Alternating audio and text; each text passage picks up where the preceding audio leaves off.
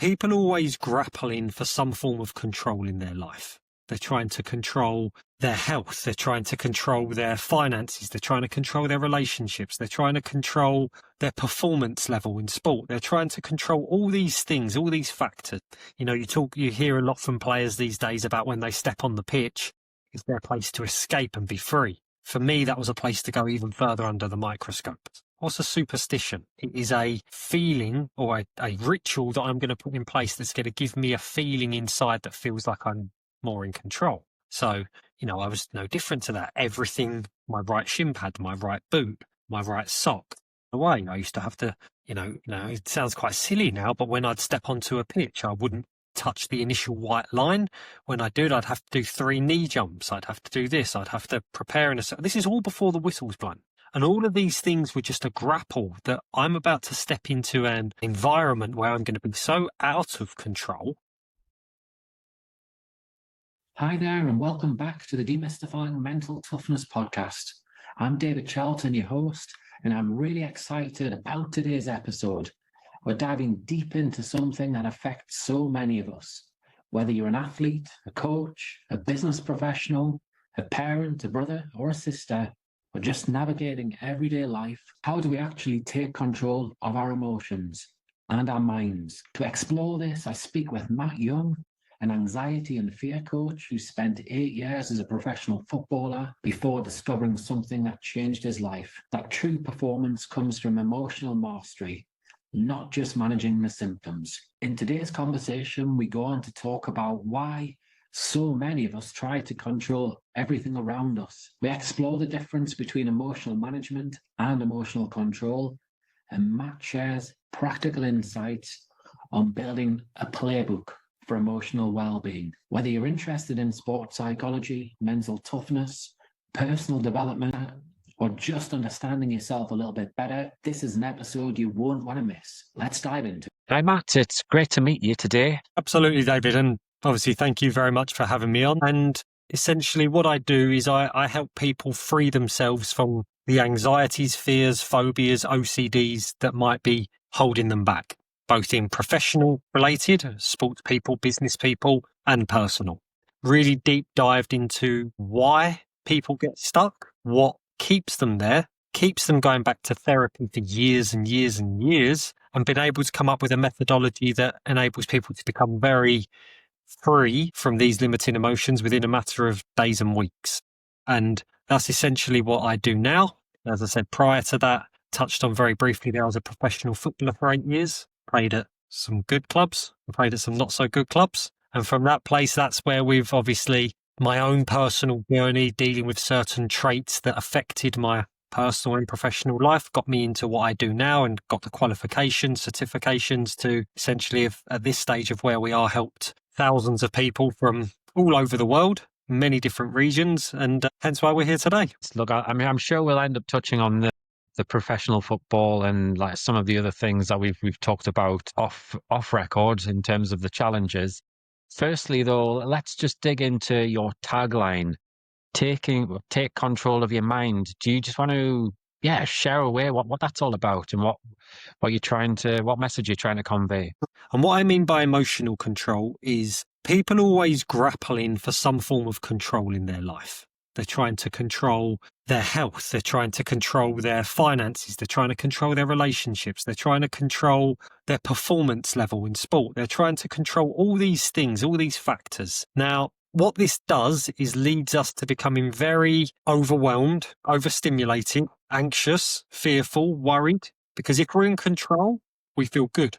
But the moment that unexpected bill turns up at our front door, the moment that unexpected health situation, the moment our performance drops in sport, whatever it may be, we're out of control. And so everything that I'm about is, as I touched on before, is taking emotional control. And taking control of that as a whole allows you to create a freedom within yourself that no matter what happens out there, I have a control, I have a balance, I have a safety, I have a certainty within myself that allows me to be free. That's really been the key for what has stemmed from everything that I do now, because that has been my own personal situation.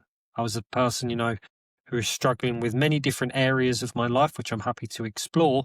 And all I ever tried to do was try to control things, try to control people's thoughts of me, try to control the judgment, try to control if I would fail or not, and whether that would mean I would take risk. That's just a reflection of how out of control I was within myself. Okay, yeah, this all makes sense. If we feed back to, as you say, about the personal story to a degree, and the football. So you've branched out of football. That period of time, like post-career, did you have those feelings of, I guess, of helplessness and feeling out of control? So for me, like most kids, my dream was to be a professional footballer. And at the age of 18, when I was awarded a professional contract at Southampton at the time, that was the epitome of that. But all that did for me was shone more of a spotlight on me at the time of some of my deeper fears, deeper insecurities, deeper feelings of being out of control. You know, you hear a lot from players these days about when they step on the pitch, it's their place to escape and be free. For me, that was a place to go even further under the microscope. And so in terms of the feelings of helplessness and the worries and that used to come a lot when I used to try and mask over those through a professional career. I used to try and present a Matt Young who was confident, was in control. You know, I'm a professional footballer, and try to mask over what was going on underneath through that. But really, that was the bit that I found the toughest, because eventually, you know, many years later, when my professional career come to an end, it was a natural process. I mean, I stopped playing like football just before COVID, and then COVID happened like a month later, and it literally put an end to all part-time football at that stage, which is where I was anyway. But at that time, I dealt with some of the deeper demons and deeper ailments of what was going on within my emotions. And so football then was just closed chapter for me. Right, okay. I now no longer used it as that mask that I did for many, many years. And so I'd say, to answer your question very pragmatically and directly, during my career was more of a struggle than it was ending. Okay, so yeah, just thinking about it in a football environment, whether it being a team sport, and again, just focusing in on this word control, there's so many factors outside of your control, isn't there? From selection to teammates to coaches to scouts if people are watching you, opponents, and it's quite a chaotic environment because on a match day, anything can happen essentially. So would they like feed a level of anxiety for you at that time when you look back at it? Days having superstitions. What's a superstition? It is a feeling or a ritual that I'm going to put in place that's going to give me a feeling inside that feels like I'm more in control. So, you know, I was no different to that. Everything, my right shin pad, my right boot, my right sock, away. I used to have to, it sounds quite silly now, but when I'd step onto a pitch, I wouldn't touch the initial white line. When I do, I'd have to do 3 knee jumps. I'd have to do this. I'd have to prepare this is all before the whistle's blown. And all of these things were just a grapple that I'm about to step into an environment where I'm going to be so out of control. Because you're right, you know, it's a stray pass, not being selected, something that could happen that I didn't know it at the time, but that filled me with so much internal fear that my whole grapple was to find some form of control within myself that I could get through it. For me, it was never about trying to excel and step out and really own and control a game. It was, don't make a mistake. And that sort of nature, like I said, put the microscope on me to be like, you are out emotionally. Try to keep yourself with a certain balance. And I guess having a career in football as well, professional football, we touched on it before we press record here about the fact that you're going to be moving clubs on a regular basis. So, well, not every player, but a lot of players are. So if you're thinking ahead to what's the next 5, 10, 15 years look like, and you're trying to predict the future, that can feel quite frightening and overwhelming too. Absolutely. And the reality is, if you're not in really the top 2 divisions, the Premier League or the Championship in when we're talking about football here, you are on a year-to-year contract. It can be a rolling, by Christmas, we're already making decisions on you for next year.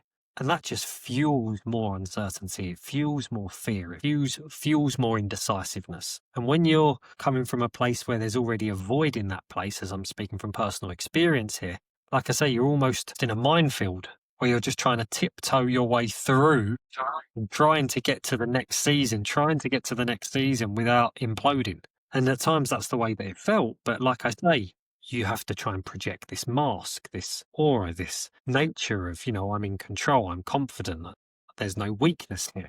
We have a line, if I'm talking in professional sport, that is, we have a line which says emotional solutions to player performance, because we believe in giving emotional solutions off the pitch to free someone up on it. It's worked in many different sports now from what we've done, and in people in everyday life, hence why I do what I do. But it's exactly to what you're alluding to here, the constant volatility of what football is and professional sport feeds into that feeling of being out. There's two things I'd like to unpick a bit more there. I'm curious as to your thoughts. Do you think those people who maybe grow up with a chaotic life can actually deal better in those sort of chaotic environments, if you like? That's one thing to unpick.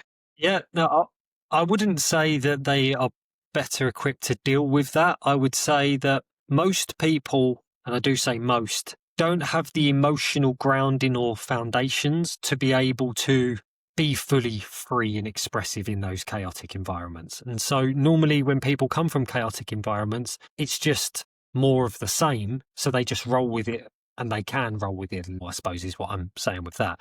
But the flip side of that is there's been so much emotional volatility in a chaotic life that where do they ever find that stableness? Where do they ever find that control within themselves? And then you see stories of people who go down the route of drink and of drugs and of these different routes. And oftentimes the reason is because there's such an internal feeling of being out of control that they do anything they can to alter where they are, get themselves out of their head. Hence why we use these substances in this way. So it can work both ways. Yeah, no, I can see that. And when you talk about the mask and suppressing your emotions, you can do that for a period. And some people will be able to do it for maybe an entire footballing career if, say, they end up giving up the sport in their mid to late 30s or early 40s if you're Ronaldo. But if you're suppressing all of that emotion for a long period of time, it's going to bite you somewhere along the line, isn't it? Just players, professional sports people, even people in business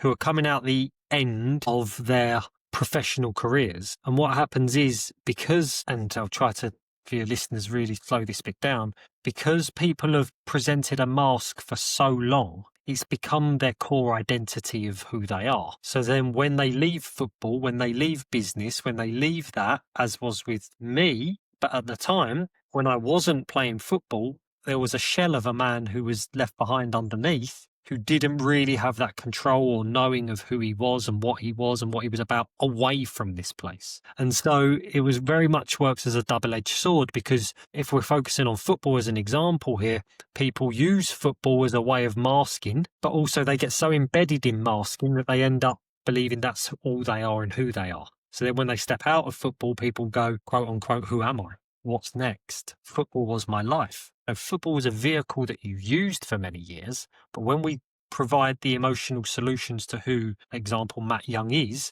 then you can just drive a different vehicle and get the same things that you got from football and actually be able to keep life purposeful and fulfilling and exciting. But that's where a lot of people get stuck. To know themselves an awful lot better, their identity, their roles, their purpose, which in turn, I guess, is handing over control to them. I think, if I'm being completely frank with you, it's like anything. We all know we should eat healthier, but when we do is when we feel like we've put on a couple of pounds. We all know that we should go down the gym more, but we actually do when we're 2 weeks out from our holiday. So to be honest with you, most people will come to see me when they feel like they're really stuck in a certain situation. Anxiety, fear, worry, stress, overwhelm, OCD, you name it. That's when they'll come to see me. But the other side of that, which is very much the avenue of where I'm looking to progress this, is why wait till the car breaks down to fix it? There's a reason we have an MOT every year, is to make sure that it stays moving forward in the way that it needs to. And that's where, I suppose, in your language there, the education, the proactiveness comes in. Because I have this conversation with football clubs all the time. I say, you technically prepare, you tactically prepare, you physically prepare. Yeah, you mentally, you might put a few things in place and think about this, think about that. But how are your players emotionally preparing? How are they emotionally getting prepped and ready for a season, the ups and downs, the emotions that come with these types of things, being dropped, being injured, or, losing your place, going in a bad run of form? Oh, we have psychologists for that. I'm like, great. So it's reactive then. So wait until the car breaks down to then deal with it. And it's often a conversation that I'm having with clubs, and I've worked with a few now, that I'm never here to dismiss or negate what people are doing, but it seems like one of the only areas in life where we wait until things get really bad for us to actually do something about it. Yeah. Hence, like, avenues like this can be so important. Why do you think that is the case? Honestly, it's like anything. Urgency creates immediacy within people. And what I mean by that is, we was all at school once. When does everyone do their homework? The night before it was due. Like, when something's when something's urgent, we do it there and then. Yeah. It's immediate for us.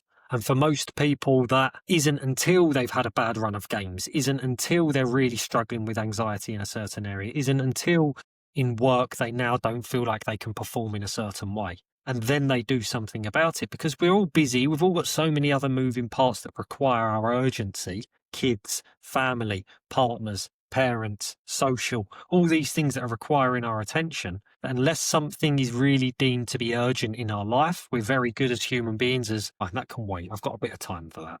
But then when it hits, that's when we really get the job done. Yeah, I'm thinking about real top performers here now, and it's amazing how many top performers, like right at the very top, are that little bit different, and how they're obviously wired differently, and they don't really wait till the problem arises. They are very proactive. I suppose they're always looking for that extra little edge, aren't they? And they're seeking support, they're taking risks in various different areas. Whereas I guess the vast majority of people out there, they get comfortable very easily, don't they? Yeah, absolutely. I mean, I don't think there's an issue with it, because I think comfort and risk can actually go hand in hand. You can be comfortable within yourself and roll the dice out there. But when it comes to exactly like what you said there, it's like, there's two times in a relationship when people put a lot of effort in: at the very start and when it's about to end. And people put in a lot in that in between stage is the bit that we're talking about, where people don't really then apply the same things that have brought them success. They end up becoming, as you said, comfortable in that. But like in anything, when you first start in a new job, you put a lot of effort in, you put a lot of time, you put a lot of focus in. When you join a new football club, you put a lot of focus and performance and being very meticulous. After a while, people get comfortable. When you see the Ronaldos of the world, the LeBron James, the Serena Williams, the Michael Phelps, the greats of our time, what makes them so great is there's that urgency there for them to say, right, you know what, let's go again and again and again. And they're comfortable within themselves, but they're comfortable going, the risk is in me not doing this. Most people wait until the risk happens to them for them to have to step into it in a slightly different way, where they go, no, the risk is if I miss out on this, if I don't do this now. And that sort of drive there gives them very much an edge. Yeah, I'm just thinking about it from a performance context there as well, how there's not many like individuals or teams out there who can go on a run where they win a league or they win a big major tournament, and then they go on and win another and another and another and another. It often, there'll be so many people out there that'll have done it once, and that's all they actually do. Yeah, absolutely. And when they do, when you see like Man City win it 4 times back to back, and you see them sort of do that, coach once said to me, success leaves clues. And if you look at Guardiola in those 4 seasons, you look at his urgency, you look at his intensity, you wouldn't know if that was his first season or 35th season. But he brings that side of him that demands it, that now, it's now. And if you listen to some of his interviews from last season, where for a period of time City dropped off the pace, he said, it's very, very tough. You can see that they haven't got the same urgency. They haven't got the same intensity to them. That nature that brought them so much success dropped off. And so you're absolutely right with all this. And this isn't about, for any of the listeners, saying, you need to be helter-skelter, you can't rest, you can't do anything, you have to be on it all the time. Absolutely not. But what it's about understanding and saying is the true top performers understand how to use the system. And what I mean by use the system is the frameworks that produce success. Success is a science at the end of the day. And if you look at what successful people do, and you can look at them in any industry and you take those parts, you can apply it to any area if you create those results. And that's what this is about. And one of those key parts is, like I say, most people wait until things get so bad to have to deal with it. Instead of that, you take more of these approach of what we've said as these high performers, which is put that in from the start, you have more success. Very much so. And the word process is bandied out so much in sporting settings. And really, I guess that's where we're going with this, aren't we? If we think about, if you're going to create lasting behavior change, be that from a mental health standpoint to looking at a performance standpoint, it is about emotional mastery to a degree in terms of, as you say, you talked about intensity and motivation and drive and things like that. But also it's about, putting those key processes, those SOPs in place in order to be able to drive that. None of these reactive quick fixes. Clubs, because this is naturally where the conversation is with the football, but you look at many football clubs, they've been very reactive. Something happens, or let's sack him, let's get rid of that, let's do this, let's do that. And there's never actually a basis, I'll come back to it, there's never actually a basis of control within a team, a football club, whatever you want to call it. No, this is what we do, this is how we're doing it, this is our process of what we want in place. If I translate that to the listener who's with their emotions, most people are so reactive to the things going on around them that they're never actually in control of their emotions, and they wonder why then they're struggling with these traits all the time. Because everyone lives exactly, and it works in a football club, works in a person, reactive to the outside world, as apart from knowing, right, this is where I'm in alignment, this is where I'm in emotional control. These are my processes that we do. And from that place, you deal and you navigate with the outside world. Well, that was a fantastic conversation with Matt. I really enjoyed unpacking emotional control and how it applies to all of us, whether we're competing at the highest level or just trying to manage our daily lives. Let me recap on what we did actually cover. Matt challenged the idea that we can only manage our emotions. He suggested that we can actually take control of them by understanding why we use them in the first place. And that's a powerful distinction. We explored how top performers aren't waiting for things to break down before they take action. They're proactive. They're building playbooks, processes, systems from the start. And that's what really creates sustained success, whether that's in sport, business, or personal well-being. We also talked about ownership, not in a blame yourself kind of way, but in a way that we can affect change. And Mick made the point that when we stop looking outward for answers and start looking inward, that's when real transformation happens. Some takeaways were clear to me. Take ownership, enhance your knowledge of yourself and your emotions, which sounds so simple, but it's far from it. And again, that's why it is so powerful. But here's what I want to leave you with today as you go about your week. I'd like you to think about areas of your life or sport where you might be feeling stuck or overwhelmed right now. And is it because of anxiety, procrastination, perfectionism, or is it something else? Then ask yourself, how are you trying to manage it? Are you willing to dig deeper and really master what's going on for you? And then what difference will it make to your life if you did master it? If you want to connect with Matt, you'll find all his details in the show notes. You'll also find my details there too. Thanks again for joining us today. Next week, you're going to hear more from Matt, which was equally good fun and carries more important messages.